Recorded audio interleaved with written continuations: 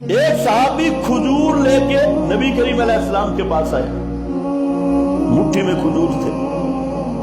اب ذرا سوال دیکھو کیا کرتا ہے، سوال یہ کرتا ہے کہ اللہ کے محبوب مجھے بتاؤ یہ کھجور میں کھانا شروع کروں تو جتنی دیر چبانے پہ لگے گی،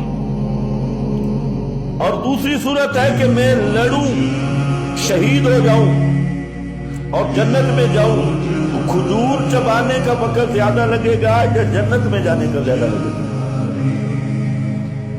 یہ میری اور آپ کی کبھی سوچ کر سوال ہی، شوق ہی نہیں، آخرت کا تو شوق ہے، دنیا کا شوق ہے۔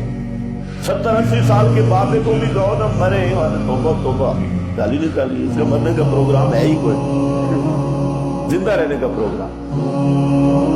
موت کا ذوق کی، موت کا بھی ایک شوق ہے، لیکن شوق تب ہے جب ایمان مکمل ہو، اور موت ایک چس والی چیز ہے، یہ بھی یاد رکھو، یہ تو ہم طبعاً الگ چیز ہے، لیکن روحانی طور پہ، مانوی طور پہ موت سے بڑی موج والی چیز کوئی بھی نہیں، بہت مزے والی چیز ہے۔ ایسے ڈرے ہوئے ہیں لیکن ایمان خالص کرے، سارے لوگ موت سے ڈرتے ہیں، میرا بھائی موت تو کمال ہے، موت سے پہلے تو سارا وبال ہے، اور موت ایک کمال کی چیز ہے، مزے کی چیز ہے، لذت کی چیز ہے۔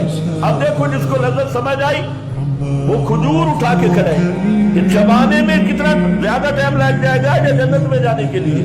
تو آپ نے فرمایا جب شہید ہو گیا تو جنت میں پہلے پہنچ جائے گا، کھجور میں چبانے میں دیر ہو جائے گی، دوسرے کھجور نیچے پھینکی اور کہا کوئی اور کھائے، اور خود دوڑ پڑا جنت میں جانے کے لیے۔ میدان جہاد میں قتل ہوا، شہید ہوا، جنت میں پہنچ گیا۔